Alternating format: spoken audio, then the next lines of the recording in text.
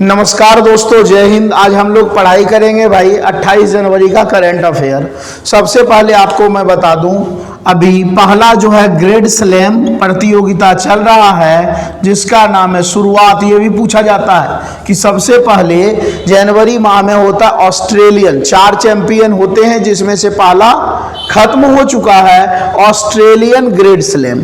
अब इसमें देखा जाए भारतीय खिलाड़ी, ध्यान रखिएगा, पहले भारत की बात करते हैं। भारतीय खिलाड़ी रोहन बोपन्ना, इन्होंने इस बार डबल्स में जो मेल का डबल गेम हुआ है उसमें इन्होंने क्या किए हैं, प्राइज जीते हैं या टॉप पे रहे। तो ये पूछ दिया जाता है, ठीक है, कि रोहन बोपन्ना किस खेल से संबंधित है या हाल फिलहाल में कौन से गेम में ग्रेड स्लैम जीते हैं। तो भारतीय डबल्स जो है ना, डबल्स गेम में रोहन बोपन्ना है।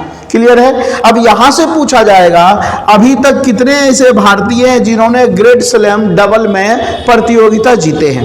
तो अभी तक टोटल यदि हम लोग मेल की बात करें तो मेल 3 है और फीमेल की बात करें तो कितने हैं, 1 है। सबका नाम देख लेते हैं भाई, अभी तक कौन कितना जीता है। तो डबल्स में यदि देखा जाए तो सबसे पहले जो भारतीय खिलाड़ी हैं उनका नाम है लिएंडर पेस। लिएंडर पेस की यदि हम लोग बात करें तो इन्होंने अभी तक कितने मेडल जीते हैं, ठीक है, ग्रेड स्लैम में तो 16 मेडल जीते हैं। उसके बाद देखिएगा तो दूसरे नंबर का है भाई महेश भूपति।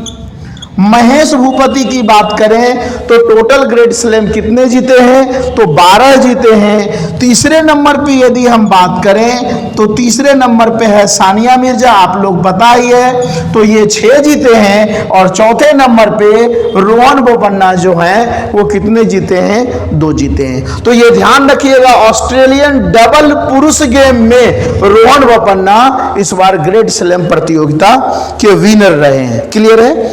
अगले सवाल की ओर बढ़ते हैं, और कुछ है नहीं इसमें, क्योंकि देखो मैं शुरू से बताता हूं, उतना ही मैं पढ़ाऊंगा जो जरूरत हो, डायलॉग मारने वाला मारने दो।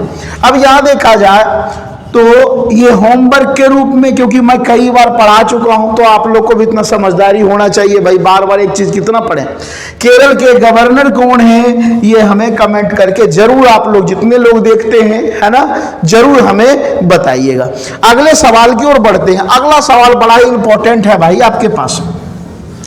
हाल फिलहाल में आप लोग देखे होंगे कि रामलला की मूर्ति स्थापित की गई। इसको लेकर जो रामायण से जुड़े जो मेन जगह है उसके लिए ट्रेन चलाई जा रही है, जिसे क्या कहा गया, रामायण सर्किट की स्थापना की गई।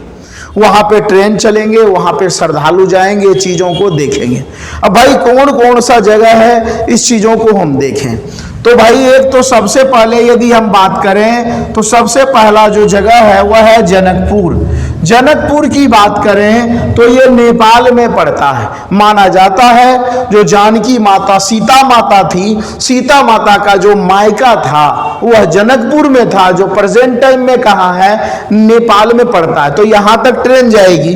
दूसरे नंबर की बात करें तो दूसरा भाई जो प्लेस है सीतामढ़ी माना जाता है। अब यदि देखिएगा मुख्य रूप से हम लोग यदि देखें तो राजा जो जनक जी जो थे, जनक जी ऐसे भाई अपने एरिया में जब टहल रहे थे तो माना जाता है खेत में, जमीन में मुख्य रूप से सीता मां मिली थी। तो इसी कारण से सीतामढ़ी में सीता मां का जन्म हुआ था और राजा जनक वहां से कहां ले चले गए थे, तो जनकपुर ले चले गए थे। तीसरा यदि जगह की बात करें भाई तो कहां कहां ट्रेन चलाए जाएंगे। तीसरे की बात करें, अच्छा सीतामढ़ी कहां पड़ेगा भाई, तो बिहार में पड़ेगा। चित्रकूट की बात कर रहे हैं, चित्रकूट मुख्य रूप से उत्तर प्रदेश, ठीक है, कुछ पार्ट मध्य प्रदेश में भी लगता है। तो यहां पे देखिएगा जब ये वनवास जब दौरान किए थे तो माना जाता है जनरली कि ज्यादा समय वनवास के रूप में चित्रकूट में राम भगवान, सीता मां और लक्ष्मण जी बिताए थे। अगले की हम लोग यदि बात करें तो अगला मुख्य रूप से देखो भाई जो प्लेस है वह है हम्पी। जिसे किसिंदा ऐसा क्षेत्र भी कहते हैं। आप लोग को पता होगा जब राम भगवान सीता मां की तलाश में निकले थे तो कर्नाटक पहुंच गए थे, और यहीं पे सुग्रीव, बाली की बात करें या हम लोग बजरंगबली की बात करें, ठीक है, ये सभी के सभी राम भगवान के सहयोगी यहीं पे मिले थे। और उसके बाद यदि हम लोग बात करें तो अगला हमारा क्या है, रामेश्वरम। रामेश्वरम प्लेस कहां है भाई, तो तमिलनाडु में। यहीं पर भगवान भोलेनाथ की पूजा किए थे राम भगवान, और तभी पुलिया का निर्माण, क्या राम सेतु पुल का निर्माण हुआ था, और फिर लंका पे चढ़ाई किए थे। तो इतने जगह रामायण सर्किट बनाए जाएंगे, टूरिस्ट प्लेस, और ट्रेन जो है यहां से यहां एक स्पेशल ट्रेन जाएगी नेपाल, बिहार, चित्रकूट उत्तर प्रदेश, हम्पी कर्नाटक, रामेश्वरम तमिलनाडु। यह आप लोग जरूर याद रखिएगा। अगले सवाल की ओर बढ़ते हैं भाई। तो अगला सवाल आपके पास आ रखा है, फेस्टिवल से पूछा गया है। वह सवाल क्या है, पल्लीवेटा उत्सव। कौन सा बेटा, पल्लीवेटा फेस्टिवल मुख्य रूप से उत्सव किस राज्य का फेस्टिवल है। तो छोटे मोटे फेस्टिवल होते रहते हैं, कोझिकोड जिले में होते हैं, केरल के कोझिकोड जिले में, ठीक है। तो यह मुख्य रूप से देखा जाए तो केरल में एक फेस्टिवल आयोजन किया जाता है जिसका नाम क्या है, पल्लीवेटा फेस्टिवल। अच्छा, एक और क्वेश्चन आपके पास आ रखा है।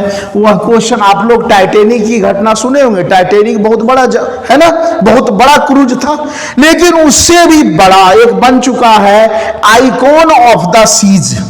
ध्यान रखिएगा, ये पूछा जा सकता है, आइकॉन ऑफ द सीज। यह क्या है, दुनिया का सबसे बड़ा क्रूज है, और यह माना जाता है टाइटैनिक से लगभग 35% बड़ा है।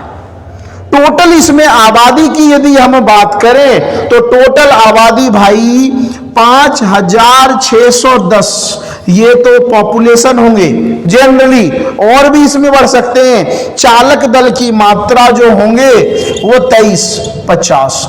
तो इतना बड़ा क्रूज अभी तक नहीं बना हुआ था। तो सीधा सवाल दे देगा, विश्व का सबसे बड़ा क्रूज कौन सा है, तो उसका नाम क्या है, आइकॉन ऑफ द सीज, जो टाइटैनिक से भी क्या है, बड़ा है। और आखिरी सवाल आप लोगों को पता ही होगा, शेर ए पंजाब किसे कहते हैं। मैं देखो हिस्ट्री में नहीं जाने वाला हूं, मैं सीधा पॉइंट पे आऊंगा जो पढ़ाया गया, नहीं तो हिस्ट्री किसी दिन पढ़ने का होगा तो बताना, मैं जरूर बताऊंगा।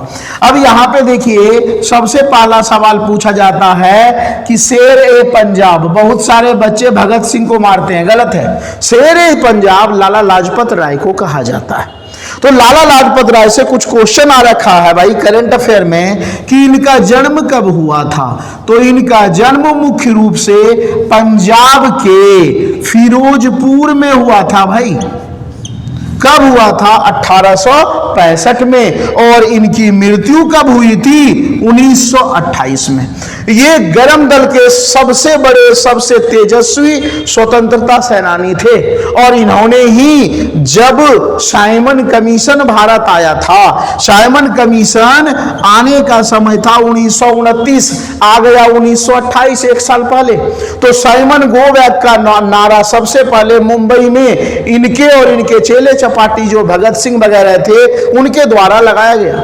जब ये आयोग लाहौर पहुंचा तो नारा, क्योंकि लाहौर हेडक्वार्टर गरम दल का हेडक्वार्टर था, तो वहां पे माना जाता है जब धाराएं लगी हुई थी 144, तो लाठी चार्ज कर दिया गया और लाला लाजपत राय की क्या हो गई, मृत्यु हो गई। ज्यादा डीप नहीं जाएंगे, किसी दिन पढ़ने का मन होगा तो आप लोग हमें बताइएगा, पूरा लाला लाजपत राय की कहानी बता देंगे।